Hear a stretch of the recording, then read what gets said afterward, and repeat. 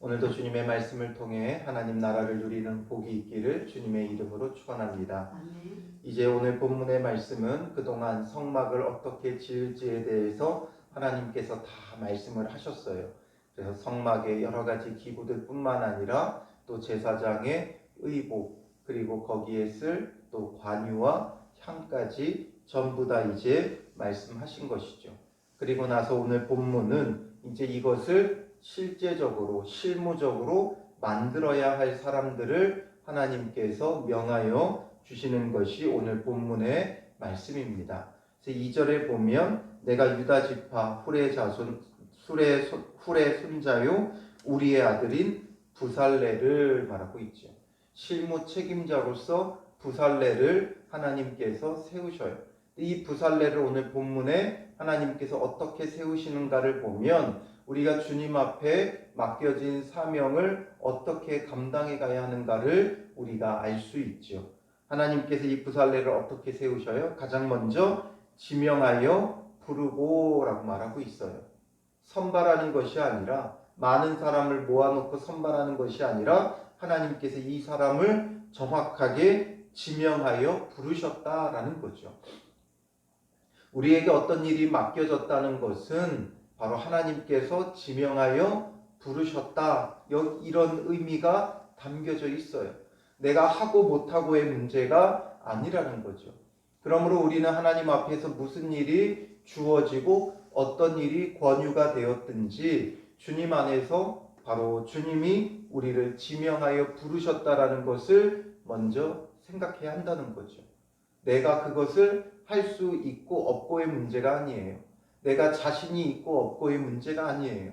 이것이 나에게 주어졌다는 것, 나에게 맡겨졌다는 것, 그냥 되어지는 것이 아니라 하나님께서 정확하게 나를 지명하여 부르셨다는 거죠. 그런데 내가 못한다고 손살에 치는 것은 결국 하나님을 거부하는 것과 다르지 않아요. 그러니 우리가 무슨 일을 맡기든지 또 맡았든지 쉽게 생각하면 안 된다는 거죠. 그냥 쉽게 누가 했으면 좋겠다, 누가 했으면 좋겠다 떠넘기듯이 맡기는 것이 아니고 정말 어떤 일을 맡기든지 맡았든지 하나님의 지명하여 부르심이 거기에 있기 때문에 우리는 늘 신중해야 되고 주님 앞에서 맡았을 때는 감사하게 여겨야 되는 거예요. 못한다, 손살에 칠 필요가 없어요. 염려할 필요 없어요. 걱정할 필요 없어요. 하나님께서 지명하여 부르심은 세상의 선택과 달라요. 세상은 실력을 기준으로 할 수 있고 없고의 문제로 이 사람의 능력이 얼마나 되느냐, 또 많은 사람들 가운데 가장 실력 있는 사람이 누구냐, 이렇게 우리는 선발하지만 하나님께서는 그냥 지명하여 부르세요. 그 다음에 지명하여 불렀으니 네가 알아서 해라, 이게 아니라 지명하여 부르신 다음에 이 일을 다 감당하게 하시죠. 어떻게 감당하게 하세요? 두 번째로 하나님의 영을 그에게 충만하게 하여 말하죠. 하나님의 영이 충만해야 돼요. 하나님은 성령의 충만함을 그 사람에게 맡겨주시는 거예요. 내가 할 수 있고 없고의 문제가 아니라 주님 앞에서 맡은 자가 되어지면 주님께서 성령을 부어주시는 거죠. 그러니 우리에게 어떤 직임, 어떤 직분, 어떤 사명, 어떤 사역이 주어졌든지 우리에게 필요한 건 나의 능력이 아니라 하나님이 부어주시는 성령의 충만함이다라는 거죠. 이걸 보면 제사장들뿐만 아니라 이제 이런 일들을 해야 되는 자들에게도 하나님의 택하여 부르심과 성령의 충만케 하심이 그 가운데 있다는 것이죠. 그러므로 하나님의 일을 함에 있어서 직업, 직임, 직분에 있어서는 귀천이 없다는 거예요. 제사장도 아론과 그의 자손들을 택하여 부르셨지만 성막을 만들어야 되는 실질적인 일을 해야 되는 사람들도 하나님께서 정확하게 지명하여 부르시고 성령으로 충만하게 하신다라는 거죠. 이 가운데 이 부살렐은 총책임자였지만 이들뿐만 아니라 모든 그 일을 하는 사람들에게 하나님께서 지혜를 주셔 이 모든 일들을 감당하게 하셔요. 그러니까 그 가운데는 어떤 사람들도 있겠어요? 나무를 베와야 되는 사람도 있어야 되고, 나무를 깎아야 되는 사람도 있어야 되고, 놋을 녹여야 되는 사람도 있고, 두들겨 만들어야 되는 사람들도 있고, 어떻게 보면 정말 노동해야 되는, 땀 흘려 노동해야 되는, 어떻게 보면 아주 사소한 일을 해야 되는 사람들도 있죠. 그 가운데는 청소해야 되고, 그 뜰을 위해서 여러 가지 수고해야 되는 사람들이 있는데, 그런 사람들까지도 전부 다 하나님께서 지명하여 부르셨고 성령으로 충만케 하신다는 거예요. 그러므로 우리가 어떤 위치와 어떤 직분과 어떤 직임이 주어졌든지 그 가운데는 천한 일은 없다는 거예요. 정말 귀하게 생각해야 돼요. 교회 안에서도 목회자들만 아주 신비롭고 중요한 역할을 맡은 게 아니라는 거죠. 교회에 떨어져 있는 휴지 하나 줍는 일도, 또 청소하는 일도, 설거지하는 일도, 주방 봉사하는 일도, 또 안내를 서는 일도, 헌금 위원을 하는 사람도, 반주를 하는 사람도 모두 다 귀하지 않은 직임과 직분은 없다는 것이죠. 그러니 맡겨진 일들, 주님 앞에서 성령의 충만함을 구하며 감당해야 되는 거예요. 또 주님 앞에서 맡겨진다는 것을 감사하게 여겨야 돼요.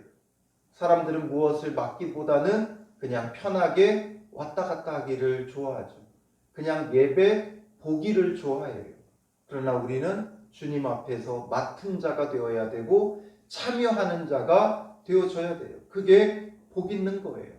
하나님께서 정확하게 지명하여 부른 것이고 하나님이 주신 성령의 충만함을 통해 감당해 가야 하는 거죠. 그러니 세 번째는 뭐예요? 지혜와 총명과 지식과 여러 가지 재주로 바로 은사들을 하나님께서 주신다는 거죠. 성령을 통해 은사를 주시는 거예요. 우리가 천부적으로 태어나면서 가지고 있는 귀한 재능과 은사와 달란트들도 있지만 결국 하나님께서 맡기신 일들을 감당하도록 성령으로 충만케 하시며 은사를 주시는 거예요. 능력을 주시는 거예요. 은사가 있어서 하는 게 아니라 맡겨져서 감당하다 보면 은사와 달란트들이 그의 삶에 채워져 가게 되는 거죠. 그래서 지명하여 부르고 성령을 충만케 하시고 지혜와 총명과 지식과 여러 가지 재주를 주시는 것은 하나님께서 하시는 거예요. 그 다음에 중요한 네 번째는 우리가 해야 될 일이죠. 부살렐이 해야 될 일이에요. 하나님께서 지명하여 부르고 하나님의 영을 충만하게 하고 지혜와 총명과 지식과 여러 가지 재주는 하나님께서 주세요.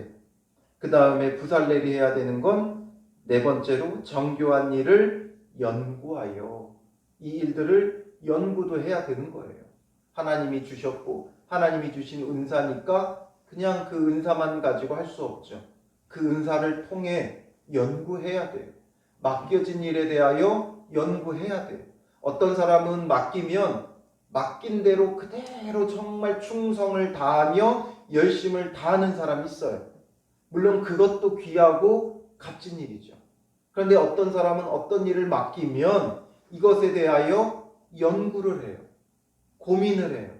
그래서 그 연구와 고민을 통해 정말 많은 일들을 더 발전시켜가고 아름답게 해 간다는 거죠. 그냥 있는 그대로 잘하는 것도 중요하지만 거기서 정말 어떻게 하면 이 일을 더 잘 감당할까? 어떻게 하면 더 아름답게 이 일을 이루어 갈까? 이런 고민과 연구가 필요하다는 거죠. 그 주신 은사와 능력과 달란트 안에서 연구해야 돼요. 어떻게 하면 더 잘 감당할까? 물론 감당할 능력이 있죠. 있음에도 불구하고 하나님 앞에 계속해서 끊임없이 지혜를 구하고 어떻게 하면 더 아름답게 할 것인가 연구하고 어떻게 하면 더 능률적으로 효율적으로 감당할 것인가 연구를 해야 된다는 거예요. 그러다 보면 더 값지게 만들 수 있죠. 그러므로 금과 은과 놋으로 이제 만들게 하며 연구해서 만들어야 돼요. 하나님께서 주신 설계도가 있고 그대로 만들음에 있어서 어떻게 하면 그것을 잘 이루어갈까 연구하며 만들어야 한다는 거죠. 그리고 보석을 깎아 물리며 여러 가지 기술로 나무를 새겨 만들게 하리라. 그래서 연구해서 만드는 이 과정이 필요한 거죠. 연구해서 실행하고 감당하는 것이 필요한 거예요. 그래서 오늘 내게 무엇이 맡겨졌든지 그냥 하지 마시고 연구를 하세요. 어떻게 하면 더 아름답게, 어떻게 하면 더 잘 감당할 것인가 연구해야 돼요. 그러니 기도를 맡았으면 기도에 대해서 연구해야 돼요. 기도할 수 있죠. 그러나 어떻게 하면 더 기도를 잘할 것인가 연구해야 돼요. 그래서 배우는 것도 필요하고 책도 사서 보고 어떻게 하는 것이 더 좋은 기도가 될 것인가 연구해야죠. 또 목회자는 말씀에 대해서 끊임없이 연구해야죠. 그동안 배웠던 것들이 있지만 그 안에서 그냥 지지고 볶으며 하는 게 아니라 또 연구해야 돼요. 끊임없이 배워야 돼요. 또 성도들도 말씀에 대해서 끊임없이 연구해야 돼요. 말씀의 순종함에 있어 어떻게 하면 더 잘 순종할 것인가 연구해야 돼요. 끊임없이 연구하는 자세로 맡겨진 모든 것들 주님 안에서 감당해야 하는 거죠. 그러면 주님께서 늘 동역자들을 붙여주세요. 혼자의 힘으로는 쉽지 않죠. 우리가 그동안 7주간 전도 훈련을 받았을 때도 거기서 핵심적으로 말하는 게 뭐예요? 전도도 혼자 하면 안 된다는 거예요. 팀으로 해야 된다. 혼자 하면 지치고 혼자 하면 효율적일 수 없는 거예요. 그러니까 하나님께서 사람을 붙여주세요. 그래서 부살렐은 총 실무 책임자지만 그것을 같이 감당할 만한 그 마음을 나눌 만한 동역자를 붙여주시는데 그게 6절이죠. 내가 또 단 지파 아히사막의 아들 오홀리압을 세워 그와 함께하게 하며 바로 오홀리압을 세워서 동역자로 삼아주시는 거예요. 그래서 그 무거운 짐을 감당할 때 혼자서 고민하지 않고 정말 중요한 결정이나 중요한 일들에 대해서는 바로 이 오홀리압과 함께 이제 나누고 고민하고 같이 기도하고 함께 이루어갈 수 있는 거예요. 우리에게 어떤 것을 맡겼든지 이것을 함께 나눌 동역자들이 필요한 거죠. 그래서 오홀리압을 붙여주셔요. 그리고 나서 동역자뿐만 아니라 이 일들을 함께 이루어가야 할 사람들, 함께 일할 사람들도 계속해서 하나님이 붙여주시죠.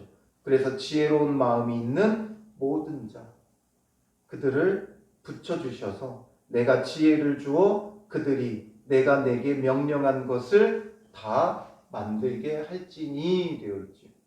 어떤 사람들을 하나님께서 택하여 또 부르셔서 붙여주셔요? 지혜로운 마음이 있는 모든 자. 실력이 있고 능력이 있는 자들이 아니라 지혜로운 마음이 있는 자라고 표현하고 있어요. 우리에게 중요한 건 바로 이 지혜 있는 마음이에요. 실력 있는 자가 아니라 지혜 있는 마음이에요. 실력이 있는 사람들 조심해야 돼요. 자기의 그 실력 때문에 교만하여지죠. 그러니 주님 앞에서는 실력 있는 자가 쓰임받는 게 아니라 지혜로운 마음이 있는 자를 하나님이 쓰신다는 거죠. 지혜 있는 마음이 무엇입니까? 성경은 지혜에 대해서 한결같이 말하죠. 여호와를 경외하는 것이 지혜의 근본이다 말씀하세요. 시편 111편 10절에도 여호와를 경외함이 지혜의 근본이라 말하고 있고 잠언에서는 수도 없이 말하죠. 그래서 잠언 9장 10절에 보면 여호와를 경외하는 것이 지혜의 근본이요 말하고 있어요. 하나님 앞에서 쓰임받는 자는 실력 있는 자가 아니라 지혜 있는 자, 여호와를 경외하는 자를 하나님께서 사용하신다라는 거죠. 하나님을 경외해야 돼요. 하나님 앞에 두려움이 있어야 되고 하나님께서 맡기신 것을 두렵고 떨림으로 감당해야 돼요. 내가 능히 할 수 있는 능력이 있어도 주님 앞에 경외하며 맡기신 일을 귀하게 여기며 두렵고 떨림으로 감당하는 자와 아주 탁월한 실력으로 능력으로 화려하게 하는 사람과 하나님이 누구를 더 들어 사용하시느냐? 바로 지혜 있는 사람이라는 거죠. 지혜 있는 마음, 그 마음, 하나님을 경외하는 마음이 있는 자가 더 값지게 쓰임받게 되어 있어요. 그러므로 우리는 바로 이 지혜로운 마음을 늘 준비하고 있어야 되는 거죠. 어떤 일을 하든지 하나님을 경외해야 되고, 이런 하나님을 경외하는 자가 정말 함께 할 때 모든 일들이 선하게 이루어져 갈 수 있는 거예요. 그러므로 무엇을 하든지 하나님께서 동역자를 붙여주셔야 되고, 또 지혜로운 마음이 있는 자들을 더불어 함께하게 할 때 정말 주님의 교회가 세워지는 것이고 하나님 나라가 이루어져 가는 거예요. 그러므로 주님 앞에서 우리가 부살렐처럼 지명하여 부름받았다는 것을 확신하고 주님 안에서 하나님의 영이 충만하기를 늘 간구하며 주시는 은사와 달란트들을 통하여 연구하며 감당해 가야 하는 것이죠. 그래서 이들을 통하여 이제 7절부터 10절은 성막의 모든 기구, 그리고 제사장의 의복, 그리고 관유와 향까지 만들게 할 것을 명하셔요. 그래서 11절에 무릇 내가 내게 명령한 대로 그들이 만들지니라 말하죠. 이들을 통해 만들게 하라는 거예요. 이 일을 이들을 통해 이루어가게 하시는 거죠. 출애굽기의 핵심은 성막을 세우는 데 있다 그랬죠. 그리스도의 몸을 세우는 거예요. 그러기 위해서 이제 실무적인 자들을 하나님께서 세워주시고, 그 다음에 12절부터 18절에는 무엇을 말씀하세요? 안식일에 대해 말씀하세요. 안식일에 대한 것은 앞서서 십계명을 말씀하시고 또 그것에 대한 상세법을 말씀하실 때 더 자세히 말씀하셨는데, 여기서 또다시 언급하세요. 또다시 여기서 언급하시는 이유가 무엇이겠습니까? 바로 이들이 이제 성막을 만들 때 하나님의 일이지만 이들도 안식일을 준수해야 한다라는 것을 엄히 명하시는 거죠. 하나님의 일을 할 때 아무리 이것이 하나님의 일이랄지라도 안식일을 철저히 준수해야 하는 거예요. 그러니 우리에게 있어서도 주님께서 맡기신 일들, 우리가 안식일을 철저히 준수해야 된다라는 거죠. 성막을 만드는 일이니까 그 일에 바쁘다고 급하게 만드는 것이 아니라는 거예요. 광야에서 누가 자기들을 칠지도 모르고 어떤 일이 벌어질지도 모르고, 또 낮에 뜨거운 태양볕과 그 괴로움과 어려움, 또 밤의 추위와 문제들, 사나운 짐승들, 이런 여러 가지 여건들이 있으니까 사람의 마음은 빨리 만들고 해결하기를 원하겠죠. 그러나 급하게 하는 게 중요한 것이 아니라 정확하게 하는 게 중요해요. 하나님의 일은 늘 정확하게 해야 돼요. 그러니 하나님의 일이라고 안식일을 범하지 말라는 거죠. 그래서 안식일에 대하여 철저히 다시금 명하세요. 13절에 너희는 안식일을 지키라. 이는 나와 너희 사이에 너희 대대의 표징이니. 이 안식일은 무슨 표징이에요? 하나님께서 거룩하게 하고 복 주신다는 표징이죠. 하나님에 대한 믿음과 신뢰가 있어야 안식일을 지킬 수 있는 거예요. 우리가 6일 동안 일하고 7째 날에도 일하고자 하는 마음이 왜 들어요? 불안하고 두렵기 때문에 그렇죠. 더 일해야 된다는 거예요. 대목이라는 거죠. 그러니 대목이기 때문에 일을 안 할 수가 없는 거예요. 그러나 그럼에도 불구하고 내가 문을 닫아도 내 먹을 것, 마실 것, 입을 것 하나님께서 책임져 주신다는 믿음, 내가 쉬지만 오히려 더 거룩하게 하고 복되게 하신다는 믿음이 있어야 하는 거예요. 그래서 안식일은 바로 거룩과 복의 표징이에요. 하나님의 백성들에게 하나님께서 복 주신다는, 또 하나님께서 거룩해 하신다는 표징이 되는 날이죠. 그래서 나는 너희를 거룩하게 하는 여호와인 줄 너희가 알게 함이라. 이 날을 통해 거룩하게 하시고 복되게 하신다, 거룩하게 하는 여호와다, 이것을 아는 날이 안식일이에요. 그래서 14절에 다시 너희는 안식일을 지킬지니 이는 너희에게 거룩한 날이 됨이니라. 안식일을 지키며 거룩함을 얻을 수 있고 누릴 수 있고 공급받을 수 있고, 거룩은 하나님이 공급해 주셔야 한다 그랬죠. 그래서 거룩함을 누릴 수 있어요. 그러니 그날을 더럽히는 자는 모두 죽일지며 그날에 일하는 자는 모두 그 백성 중에서 그 생명이 끊어지리라. 엿새 동안은 일할 것이나 일곱째 날은 큰 안식일이니 여호와께 거룩한 것이라. 안식일에 일하는 자는 누구든지 반드시 죽일지니라 말하죠. 엄히 명하시는 거예요. 안식일에 일하면 죽일 것이다. 큰 안식일이다 말하죠. 큰 안식일이다. 철저하게 지켜라 이거예요. 성막을 만든다 해도 철저하게 지켜라. 오늘 우리의 신앙은 이제 안식일의 신앙을 넘어 주일 신앙, 부활 신앙, 소망의 신앙, 회복의 신앙, 이 부활 신앙을 가지며 주일을 넘어 매일이 우리에게는 이제 안식일이 되지만 우리도 주일을 철저히 지켜야 돼요. 주일을 철저히 지켜야 돼요. 그래서 주님 앞에 이 주일의 중심이 흐트러지면 우리의 매일도 흐트러지게 되어 있어요. 주일을 온전히 못 드리는데 매일이 삶이 예배가 된다는 건 있을 수 없죠. 그래서 우리가 주일은 철저하게 아침부터 저녁까지 교회에서 드려지는 모든 공예배가 주일 예배 드려서 끝나는 게 아니라 주일 예배뿐만 아니라 오전 예배뿐만 아니라 오후 예배까지 온전하게 주님 안에서 거룩하게 구별하여 드리는 주일이 되어져야 한다는 거죠. 그래서 철저하게 지켜야 되는 거예요.